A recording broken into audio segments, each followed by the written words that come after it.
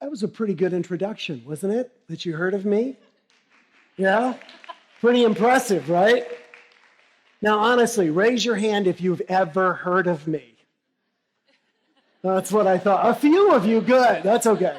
That's all right. I've never heard of most of you guys either. So let me tell you how all this began, because people think that somehow I wrote this book on complaining, and then I came up with this bracelet that was kind of a hook, and I got on the Oprah Winfrey Show, the Today Show, et cetera, et cetera. Y'all, I am not that smart. That is not the way this happened. I was actually serving as a minister of a church in Kansas City, Missouri, and I was doing a talk on prosperity. Now, most people say they want to be more prosperous. Raise your hand if you'd like to be more prosperous. Raise your hand. Come on, everybody. It's called social. Hold your hands up. Come on. We do. We want to be prosperous. Here's the thing. Most of us say we want to be prosperous, but we go around and complain about what we already have. That doesn't make sense. Wayne Dyer put it so well. He said, if you're unhappy with what you have, why would you want more? Right? So my goal was to help the people in my congregation stop complaining about what they have before they get more.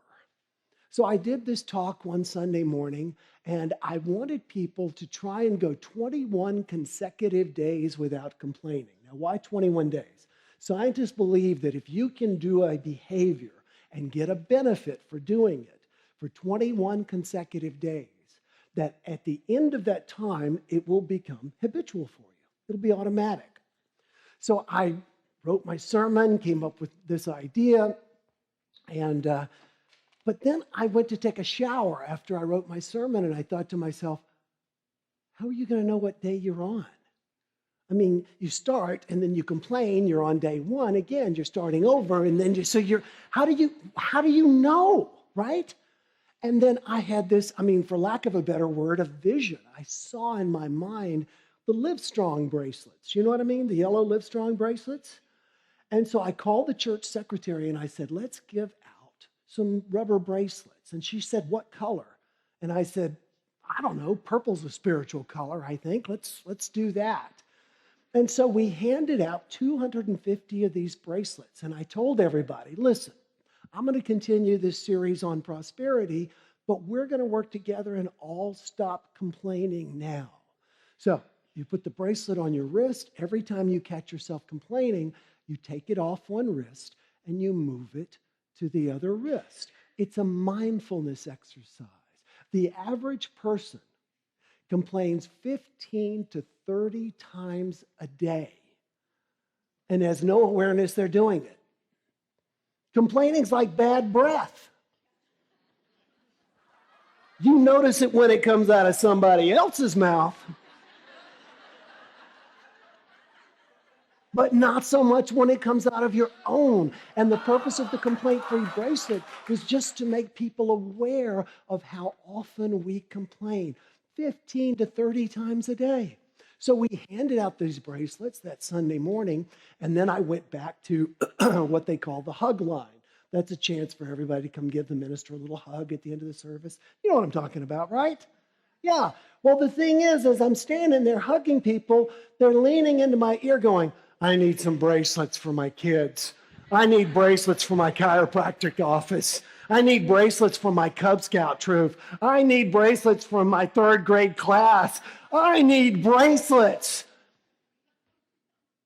Within 20 minutes, we had gone through an additional 250. We handed out 250. Within 20 minutes, 250. Within 10 days, we had requests for, you ready for this? 9,000 bracelets. People were just calling our church wanting bracelets. I went into one morning and the secretary had her head on the desk. And I said, what's the matter? And she said, we are not in the bracelet business. And so we split everything off into a nonprofit. And as you heard, so far we have sent out 11 million bracelets to over 106 countries. We've been doing it for over 10 years. We still send out no less than 100,000 every single year. half of them go to countries I have never heard of. I have been fortunate enough to travel around the world and speak on this topic. By the way, I never set out to be the world authority on complaining. I wanted to play the drums for Kiss, okay? And yet here I am.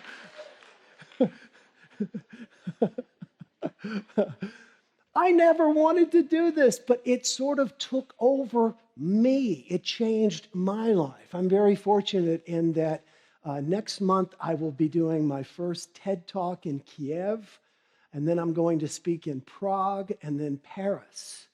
And it all started right here. This big trip I got coming got started right here in Quincy, Illinois. Yay! So how does this happen? I mean, that was the thing I tried to understand, because for the last 10 years, I still do probably an interview a week. The number one podcaster in Tokyo flew to interview me last week. How in the world does an obscure Missouri minister doing something on a Sunday morning become what 60 Minutes has called a worldwide phenomenon? And I think I figured it out. It's for two reasons. Number one, there's too much complaining in the world. If you agree to turn to somebody on your left and right and say, there's too much complaining in the world. Okay, we seem to have consensus on that. Number two, the world isn't the way we would like it. If you agree, turn to somebody on your left or right and say, the world's not the way we would like it. All right, this is what has driven the explosion of the complaint-free movement, because the two are correlated. This is what we're missing. This is the key point. We are complaining about, focusing on, giving our attention to, exhuming, bringing up, and just giving so much focus on what is wrong.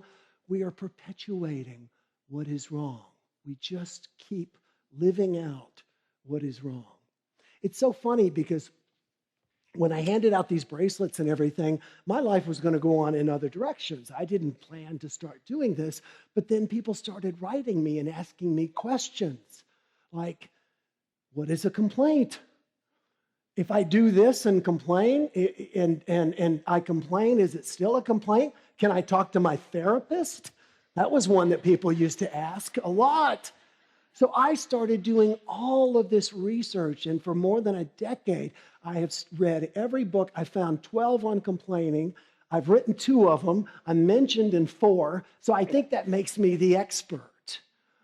But here's what I've discovered. Complaining is not what we tend to think it is. The dictionary defines complain as this: to what? Express grief, pain, or discontent, right? To express it. So by its very nature, a complaint must be what? I heard it. Say it loud. Spoken. It must be spoken. So many times people will put on the complaint-free bracelet and they'll say, you know what I'm going to do? I'm going to switch my bracelet with every negative thought. Yeah. And I always think, good luck with that. We think on average 60,000 thoughts a day. Most of them are negative. You would be just like this, back and forth, back and forth. Let me give you my definition of the word complaint. A complaint is an energetic statement that focuses on the problem at hand rather than the resolution sought. It's an energetic statement. That's very important. You could say something and it be a complaint, or you could say something and it not be a complaint. Let me give you an example.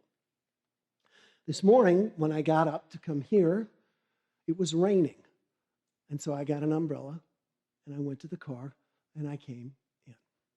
Was that complaining? Don't answer my question. Let me give it to you another way. I got up this morning, and as usual, it was complaining. The last 4 speeches I've done in the morning, it has rained. The last one, I saw the animals lining up 2 by 2, I promise you. And so I went to get this umbrella, and it was this tiny little umbrella. Was that complaining, yes or no? The first time, what was I doing? Stating facts. That's exactly right. I was stating facts. That's all I was doing. Complaining always has a, how dare this happen to me, energy to it. How dare this happen to me, the center of the universe. You're laughing because you feel the same way. Yeah, exactly. You are the center of your universe. And how dare this happen to you?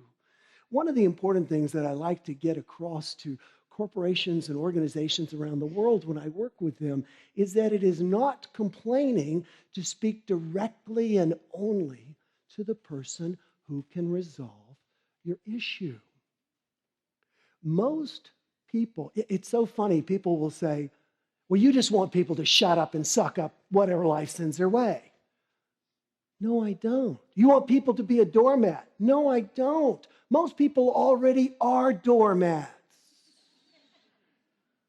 You know why? Because they'll come home from work and they'll complain to their spouse about work. Then they'll get up the next morning and go back to work and complain to the people at work about their spouse. And they can't understand why nothing's getting better. I want to encourage you to speak directly and only to the person who can resolve your issue. I was speaking in Denver a while back, and the driver who picked me up was taking me there, and he said, oh man, you're going to love this hotel. This is the nicest hotel in Denver. And he started telling me all about it. And he was right. It was really one of the nicer hotels I've stayed in. But I did what I always do. I go in, drop my bags off, and then I leave my room.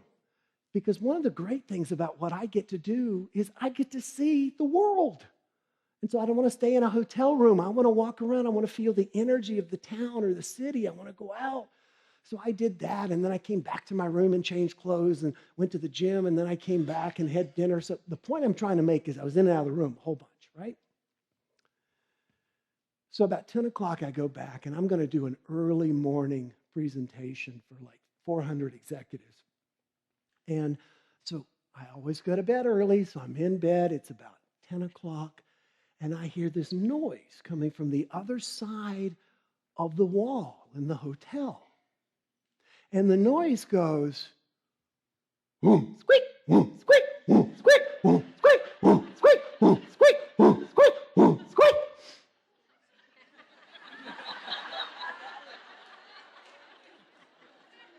It's not what you're thinking. For goodness sake, shame on you guys. No. I was on the 5th floor of the hotel, and there was a building that abutted ours right next to it, or was joined it, and it had a big fan on top, and the fan had a rusty spot. So it would spin around, and it would go, boom, squeak, boom, squeak.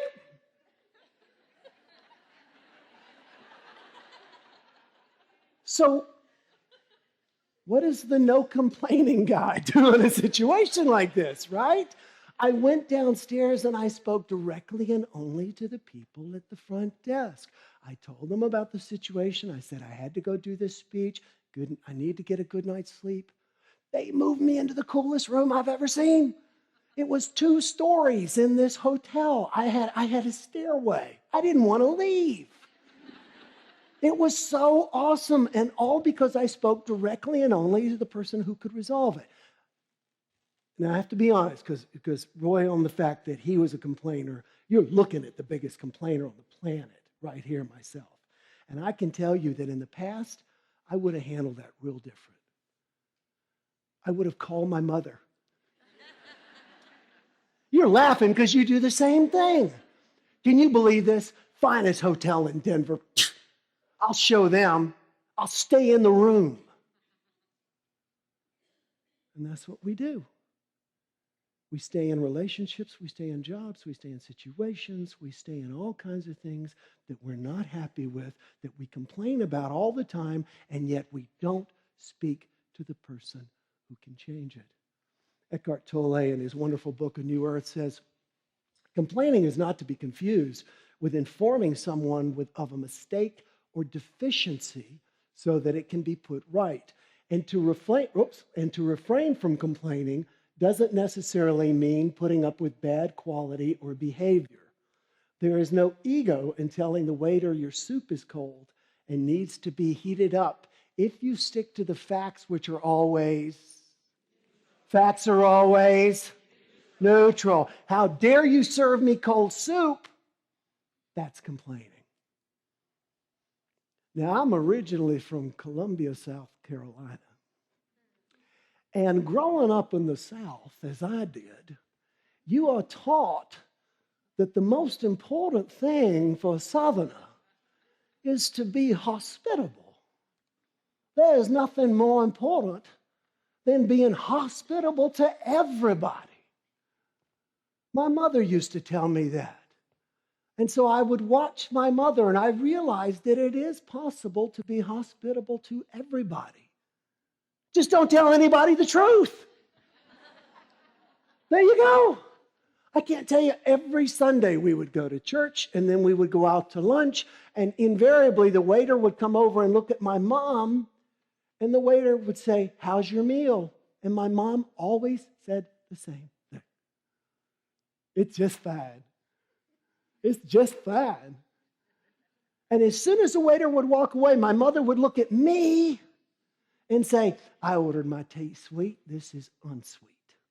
I remember one time she said, "I ordered my steak medium. This about burnt." It's okay to laugh. And I said, "Mom, do you see a waiter outfit on me? Who should she be talking to?" The waiter. Now, my big question, who should you be talking to instead of whom you're complaining to? Who can you speak directly and only to that's going to resolve the situation? That's what we need to strive to do. We need to stop being victims. We need to stop complaining to people who can't do anything. We need to learn to have those difficult conversations, to ask for what we want, to give feedback. That is not complaining. So, what's wrong with complaining? This is one of the questions people have asked me over the years because, well, that's not how they ask it. They usually ask it this way. What's wrong with complaining? Because I like doing it. Number one, complaining is a competitive sport.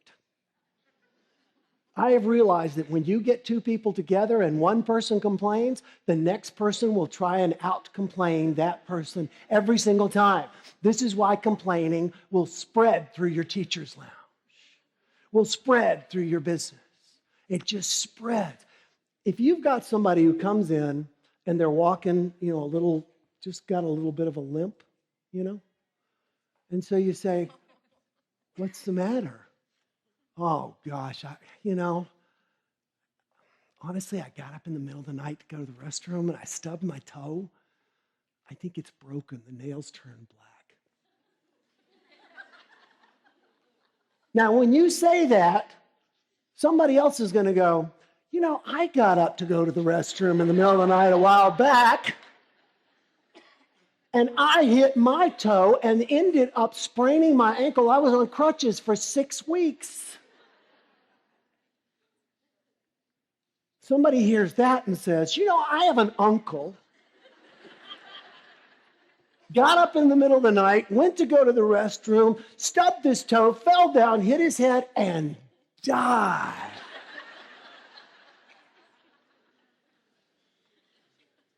What does everybody do? You win. You win.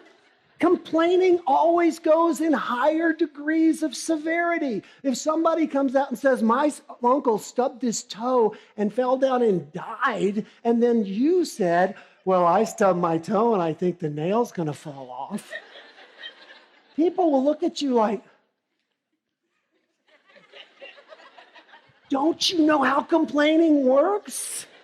It always goes in degrees of higher severity. So complaining is destructive or rather is a competitive sport. Complaining also keeps our focus on the problem. This is the thing. We're continuing to focus on the problem. One of my favorite stories that explains this, there's two construction workers that meet for lunch one day, and the first one reaches into his lunchbox and goes, "Oh man, you gotta be kidding me." His buddy goes, "What's the matter?" He says, I got a meatloaf sandwich for lunch. And his buddy says, what's wrong with that? And he says, I hate meatloaf sandwiches. But he just shrugs his shoulders and eats his lunch. Next day, the same two guys sit down. First one opens his lunchbox, looks inside, and goes, again? 2 days in a row?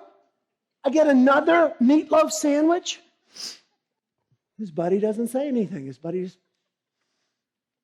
Third day, same two guys sit down. First one opens his lunchbox, looks inside. This time he just crumbles his lunch up. He goes, I've had it. Day in and day out, it's the same stupid... I want something other than a meatloaf sandwich. And his buddy goes, dude, ask your wife to make you something else.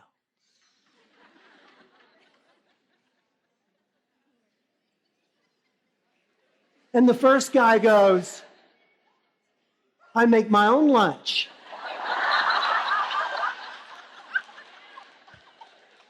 If you get nothing else I say today, please let it be an understanding that you make your own lunch by the thoughts that you think, but evidenced by the words that you speak.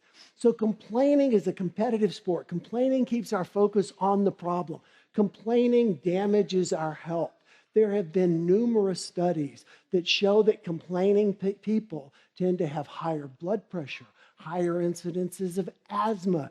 They tend to have higher depression rates, more suicide. It's amazing. People who are it's really not surprising. If you're going around with this negative soundtrack, of course your body is going to react. Back when I was the minister of the church, I was asked to go see a woman who was in the hospital. And the woman she was in her 80s, but she was really robust. I mean, she's one of these people, you look and she's gone. I mean, just amazing. And so I went to see her at the hospital. I didn't know what was wrong, and I was always trained, you never go into somebody's room, you check in at the nurse's station first. So I checked in, and her doctor was there. So I said, oh, this is great. Can you tell me what's going on with Jay? And she said, oh, she's fine. She's had a mild stroke. She won't have any residual after effects. She's going to be great. And I said, oh, this will be easy. So I knocked on the door, and I hear this voice coming from the other side, and the voice goes, who is it? I'm like, Jane, it's Will. Can I come in? She goes, oh, thank God you're here. I'm dying. I said, you're what? She said, I'm dying. About that time, her doctor walked in. I said, would you please tell her what you just told me? And she said, Jane, hon, you're not dying. You've had a mild stroke. I've told you this. You're going to go home. Everything will be fine. You'll be playing with your cat Zorro in the next 3 days. Everything will be fine. And Jane said, thank you. And her doctor walked out. And Jane looked at me and said, Will, would you please get a pen and a piece of paper? And I said, sure, why? She said, we have to plan my funeral. I'm dying. And 10 days later, I officiated at Jane's funeral. Our bodies and our minds are connected. My mother used to complain that my grandmother was psychosomatic. She's so psychosomatic. Well, we didn't have Google when I was a kid, so I went to the World Book. Took me forever to figure out it started with a P. I looked it up, and I thought it was going to say a neurotic, sick person. You know what it said? Psyche, soma, mind, body. Have you ever been in physical pain such that it was difficult for you to be in a good mood? Please raise your hand if that is true and hold them up. Everybody look around. It is true for all of us. Thank you. Our minds and our bodies are connected. If we're going around complaining, our bodies are going to respond. Complaining is also destructive to relationships. Complaining destroys relationships. In 1911, Lewis Terman tried to figure out what the cause was that some marriages failed and other marriages didn't. So he interviewed doctors, he interviewed ministers, other psychiatrists, And they found out that there's one common cause in marriages that don't succeed. Anybody want to guess what it is? Complaining. You don't believe me? Try and have a divorce without complaining. You can't do it. Complaining to the other person lowers the energy in the relationship. So often people feel like they want to come home after having fought the good fight at work, and then they'll have a glass of wine or whatever, and then they'll tell their spouse about all their problems, and the spouse will just pet their arm and say, "There, there." You see, here's the problem, y'all. We all want to be married to Winnie the Pooh, but we're Eeyore, and that doesn't work.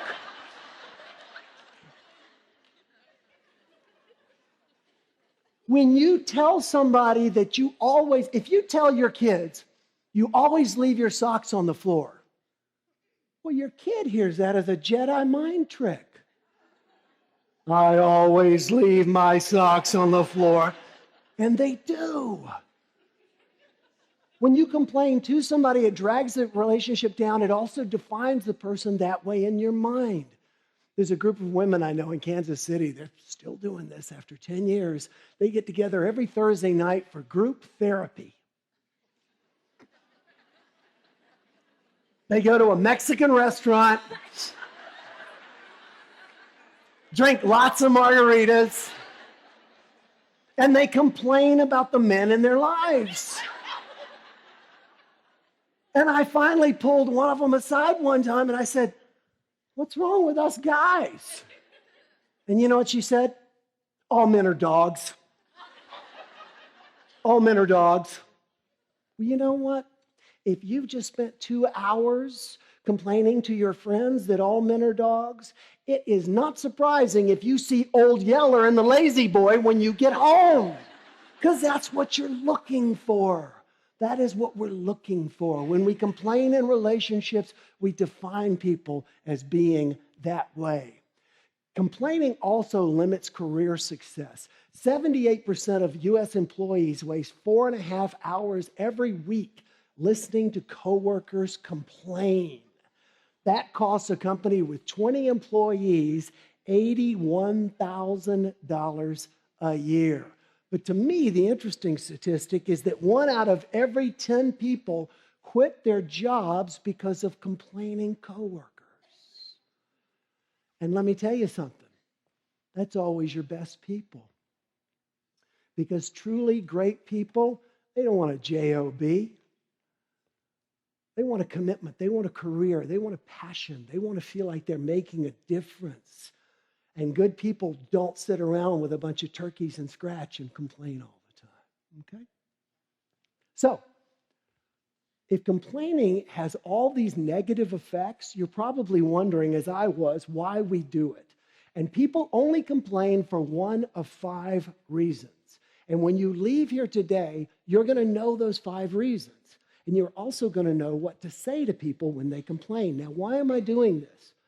Because people are coming up to you and complaining about things, and you're trying to resolve their issue, and that has nothing to do with why they're really complaining to you.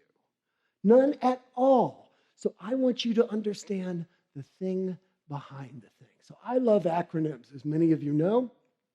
My acronym to remember the 5 reasons people complain is GRIPE.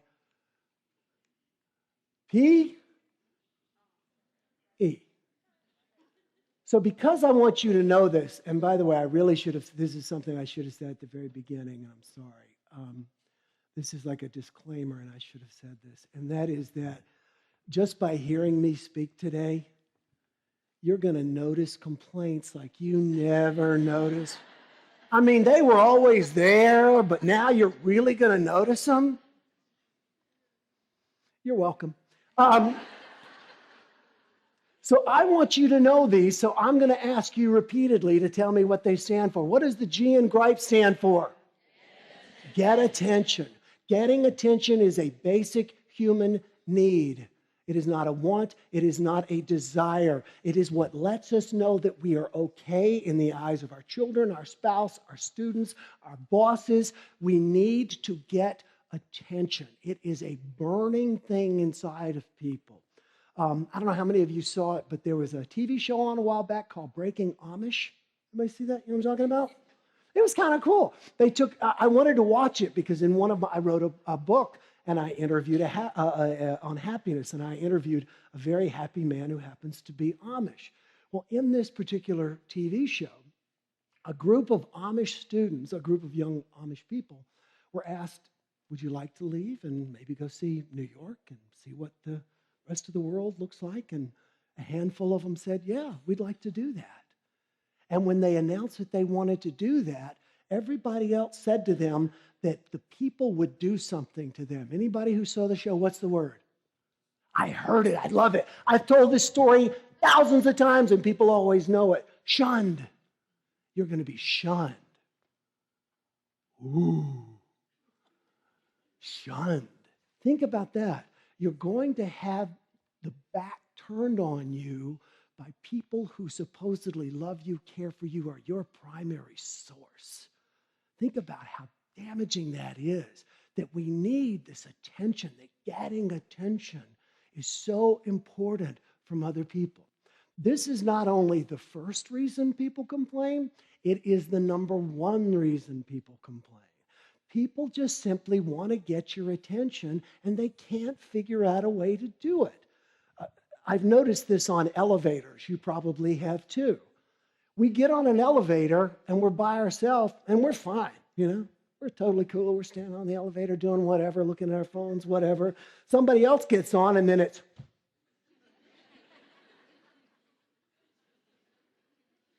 like this, right? Why? We haven't broken the barrier. We haven't gotten attention until somebody says, boy, the Cardinals sure dropped another one. Yeah, didn't they though? Is it going to rain forever? I think so. Then we got lots and lots to talk about. So people complain to get attention. What do you say when somebody comes to you to complain to get attention? What's going well with whatever they're complaining about? Whatever they're complaining about, if they're complaining about their homework, you say, well, what's going well with your homework? What are you doing well about it? What do you understand? If somebody is complaining to you about their spouse or their mother or whatever, what do you like about your mom? What do you enjoy about your husband or your wife? What makes you happy about them? What do you like? Now, by the way, I'm not so naive as to believe that after they just spent 20 minutes complaining to you, that you're going to go, what's going well? And they're all of a sudden going to start telling you. No, they're going to look at you like the cheese has just slid off your cracker. What is wrong with you? What's going well? I just told you what's going wrong. But if you keep asking, what's going well? What's going well? What's going well? Ultimately, one of two things will happen.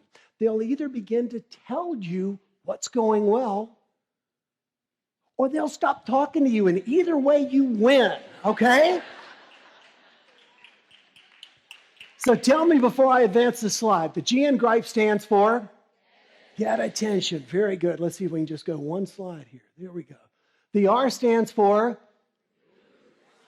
Remove responsibility. This is when you give somebody a task and they don't necessarily feel like they can do it very well, or they just really don't want to do it. You give somebody an assignment or something that you want done, and then they start going, oh, I would really like to do that, but, and then the complaints start. Here's all the reasons why it's not going to happen. Well, I can't get this, and I don't know how to do that, and I don't know if I'll find this, and these people won't collaborate, and I need to do this, and I've got to do that. They're just trying to get you to let them off the hook.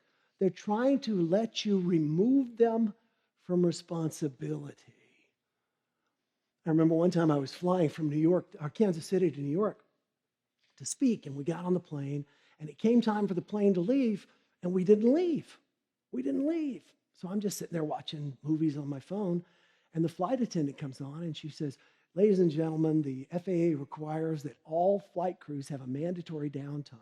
Because of weather, our flight crew got in late last night, but they've had their downtime, so we're all set. We're ready to go. Now, When they made that announcement, what do you think everybody around me did? They complained. I was thinking, I want a pilot who's well rested. I don't want to be sitting there wondering if this is going on in the cockpit, right? So we're sitting there and the flight crew comes on, and then we go out and the pilot comes on and says, we're next in line to take off. And so the flight crew sits down, but we don't take off. And we don't take off. And I'm a pilot, and I've actually flown in and out of this airport a lot. And I noticed that someone comes around our plane to take off. And I said, well, this can't be good. And sure enough, the pilot comes on, and he goes, ladies and gentlemen. By the way, have you noticed they do that?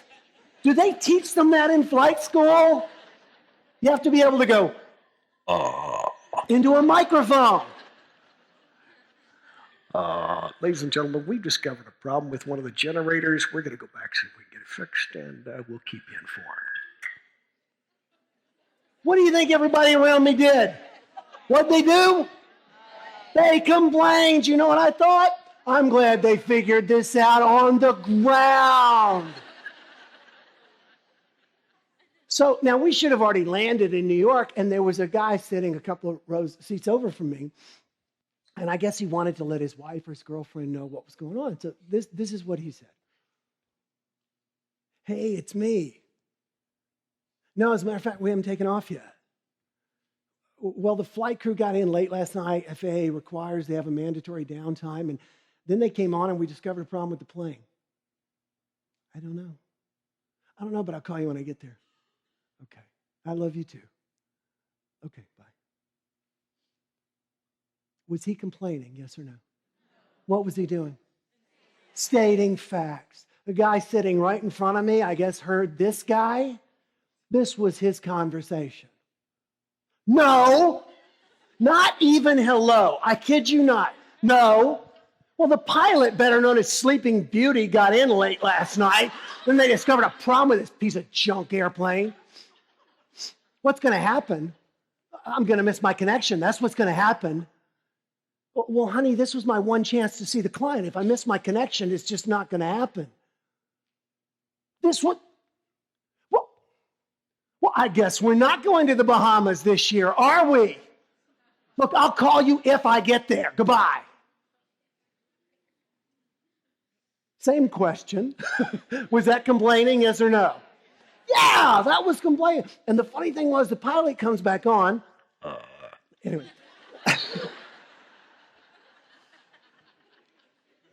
The pilot comes back on and he goes, ladies and gentlemen, we've got good news. He says, not only have we got everything fixed, but I've been on the two-way communication with the ground crew. We've managed to get connecting. There's a huge flight, over 200 people. He said, we've gotten connecting flights for everybody on board, except 2 people.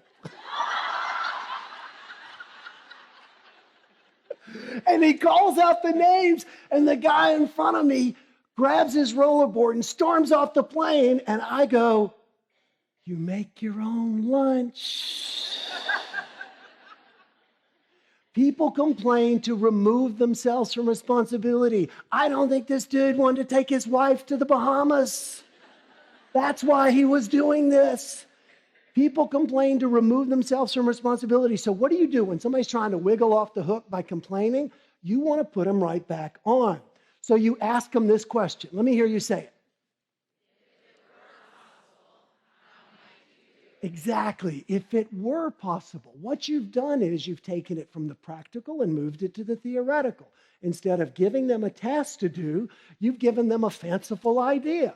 Is this something, if it were possible, how might you do it? If you try this, it's amazing. You'll sometimes have to say it 2 or 3 times. Oh no, I get that it's a challenge. Oh no, I get that you got to do that. But if it were possible, how might you do it? If it were possible, how might you do it? If you keep doing that, people will switch and they'll begin to find solutions instead of giving you their problems. Okay? So the G in gripe stands for get attention. The R stands for and the I stands for, let me hear you, inspire envy. People complain to brag. You can't go around telling people how great your life is because people will get mad at you. But you can tell people how bad your life is. I've got a good friend in Kansas City. He just bought a $40,000 speedboat. Do you know how I know he bought a $40,000 speedboat? Every time we're together. You know, when you spend 40 grand on a speedboat, don't you think it would come with a better trailer? One time, I kid you not, we were at lunch one time and he said, you know, when you spend $40,000 on a boat, don't you think the key ring would come with one of those little floaty things on it?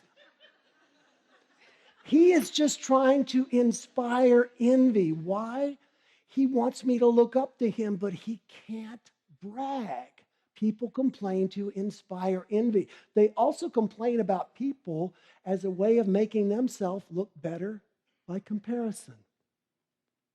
I don't have that particular character flaw. That's why I'm complaining about you. Do you see how crazy that is? By the way, if you don't believe that, test it when you're driving. You don't complain about people who drive like you.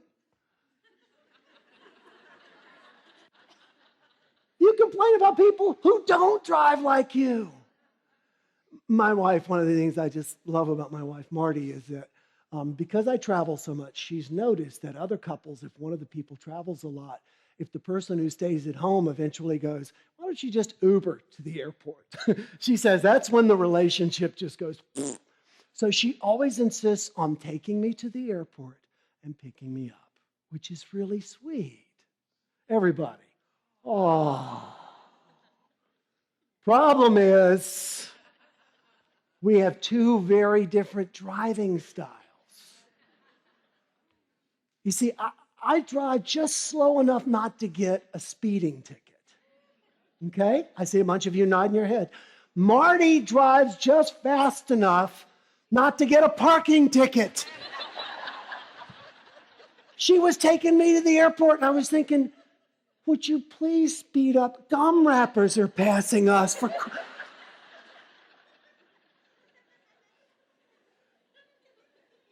But see, I always drive home from the airport. She picks me up, gives me a hug, and I drive home, and it's payback time. It's claw marks in the dashboard from her while I'm driving. We complain as a way of making ourselves seem important relative to other people. It is done to, what does the I stand for? Inspire envy. What do you do if you've got somebody complaining to inspire envy? If somebody is coming up to you and complain, let's say being teachers, you've got a child who's complaining about another student. So-and-so is doing his art project and he's being really messy. Well, you know what I love about you, Sally? You're always so neat. That's what she wants anyway. She wants you to compliment her, and she's pointing out someone else's perceived shortcoming, so you'll do it. So compliment the person. When you've got somebody complaining about somebody else, be careful not to get drawn in and, oh, well, he's doing that. Well, let's go make him clean up. No. Just remember, you're doing such a nice job. I really appreciate you.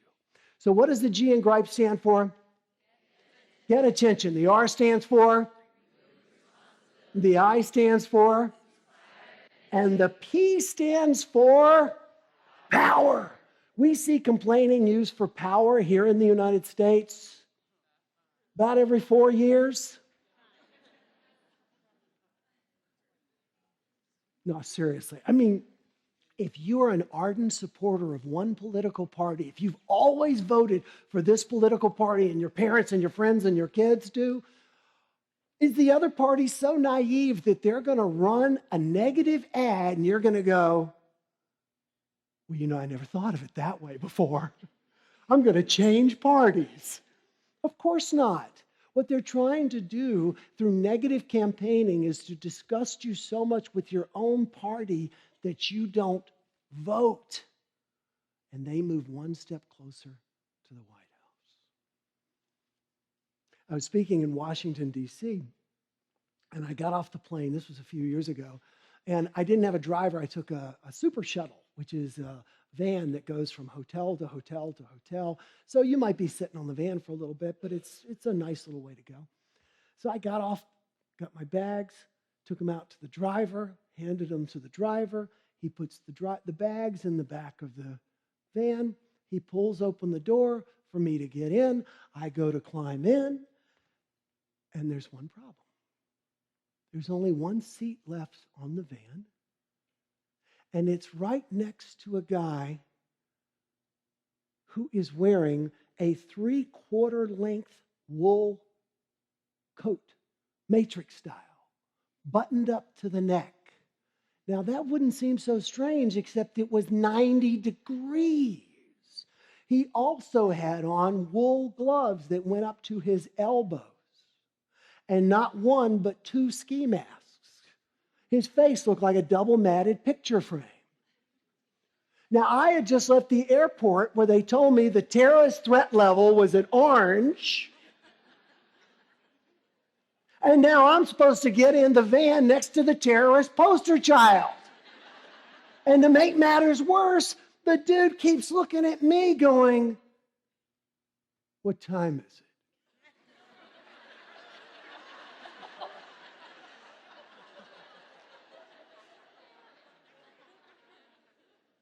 It's time to get off the van. Well, come to find out, the guy was a writer, and he was on his way to do the Jim Bohannon radio show, which is one I had done. So I'm like, "Oh, you're an author, I'm an author." We start talking and everything. I say, "What's your book about?" And he says, "I work for one of the 2 major political parties. They both have people like this." And he says, "My job is to dig into the history of the opposing candidate and to find anything that's either negative or that we could make look negative." And he said, and you can look this up on Amazon. He wrote a book. It's a how-to book for local campaigns, like here in Quincy for city council, on dirty campaigning. How to win through dirty campaigning. And then he said, "What's your book about?"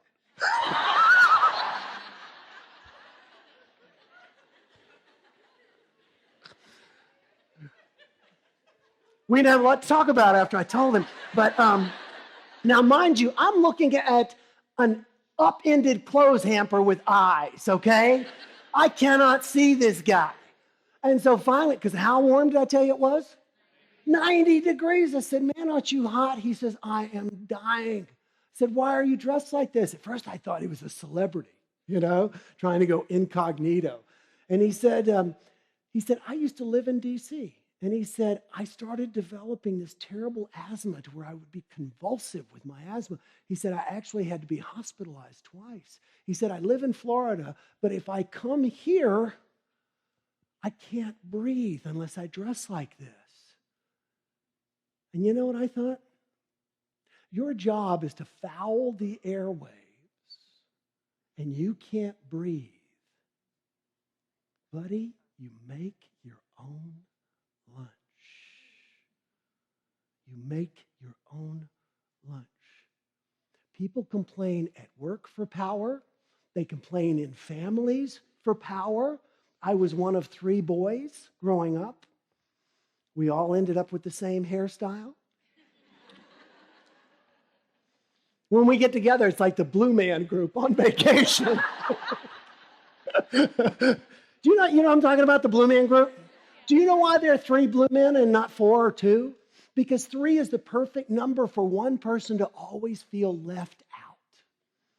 I read an interview with the founders. They said that was so perfect, and then one person always feels awkward. And being a little, one of 3 boys, I was the middle kid. I was that one. I would go to my mom and I would say, "Mom, Chuck and Dave won't play with me." And my mom would always say the same thing. She'd say, "Honey, I love you all, but I'm Switzerland." Back to the World Book. Switzerland, a neutral country. And that is the solution. When someone is complaining to you to try and get your power, that means to get you on their side in opposition of someone else, don't take the bait. Even if it's school kids, make them work it out. Here's your response. Please read this out loud. Sounds to me like the two of you have a lot to talk about. Yeah, but sounds to me like the two of you have a lot to talk about. But you don't understand. Sounds to me like the two. Would you like me to arrange a meeting? Don't take on their stuff. They're trying to get your power. So tell me, what does the G in gripe stand for? Get attention. The R stands for? The I stands for? The P stands for? And the E stands for? By the way, I didn't see a single one of you read those, and that is so cool. You really know this. Congratulations. Excuse poor performance. Excuse poor performance is the past tense of remove responsibility. In remove responsibility, you give somebody a task, they don't want to do it, they want to be left off the hook, so they're going to come up with all the excuses. In excuse poor performance, they've already done it and they've blown it. But they don't want to tell you that it was their fault. They want to blame it on everything else. You know, it was raining yesterday, and Mars is in retrograde, and my cat is sick, and you know what I mean? It doesn't matter how logical it is. They'll just bury you with they'll give you rational lies. They will try and rationalize why they should not be held accountable. And I love the word rationalize. It breaks down to what? Rational? What's the word? Lies. Lies. They're just trying to get off the hook, okay? So what do you do if you've got somebody who's trying to excuse their poor performance? What's our question? How do you plan to improve next time? Now, why do you do that? What most of us tend to do is when somebody messes something up, we'll say something very helpful like, well, why didn't you think of that? Why didn't you take that into account? Why didn't you plan for that? And then the person does nothing but defend themselves because this is a past action. But again, if you throw it into the theoretical, if you make it in the future and you say, how do you plan to handle it next time? How do you plan to handle it next time? So one more time before I turn the slides, tell me without looking down, what does the G in gripe stand for? The R stands for? The I stands for? The P stands for? And the E stands for? Excuse poor performance. I would like to share with you about the Complaint-Free Challenge, and then I'm going to close with the most common question people ask me. Each of you received complaint-free bracelets when you came in this morning, this afternoon rather. I'd like to do something. I want everybody, please stand up. Let me see your bracelet. Everybody stand up. Awesome, good. Okay, great. Now here's the idea. We got some bracelets recently that didn't work. So I need to make sure these work. So take it off one wrist and put it on the other wrist. That's all you do. And then go ahead and have a seat if you would, okay? I'm not telling you you have to do this, but let me ask you a question. Would you like some of the benefits that you saw that not complaining has, like better relationship, better health, happiness, etc.? If you'd like that, raise your hand. Then give this a try. It doesn't matter really in the long run to me whether you do or not, but I would love to see you try it because the stories of people, the lives that have changed, the businesses that have increased tenfold, classrooms, it's amazing. We have a free curriculum if you would like to download it. It's called Complaint Free Schools. You go to complaintfreeschools.com, you can download it. We also have a free program for businesses at Complaint Free Businesses and Complaint Free Churches. As I shared, the idea is every time you complain, you simply take it off your wrist, you move it to the other wrist. What you want to do is just go, oh, I caught myself complaining, and you move it to the other wrist. Unfortunately, what so many people do is they go, I'm a complainer, what's a thing? Chill. Make it easy. Make it a game. Kids love doing this, by the way. Kids love doing this. And if you go to a complaintfreeworld.org, we have bracelets for kids as well that you can get. And we also offer a huge discount. It's 50% off for schools. So what I'd like to do, first of all, I want to thank you for your time this weekend, but I want to close with by far the most common question people ask me. What's Oprah like?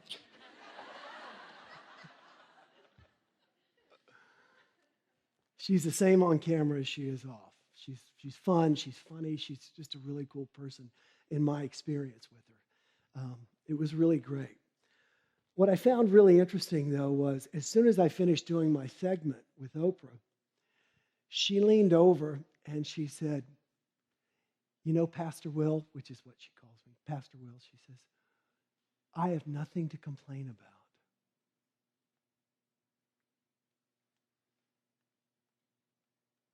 And I thought, of course not, you're Oprah Winfrey, for goodness sake. What are you going to complain about? You're one of the wealthiest, most powerful people on the planet. And I guess my poker face wasn't working very well because I went,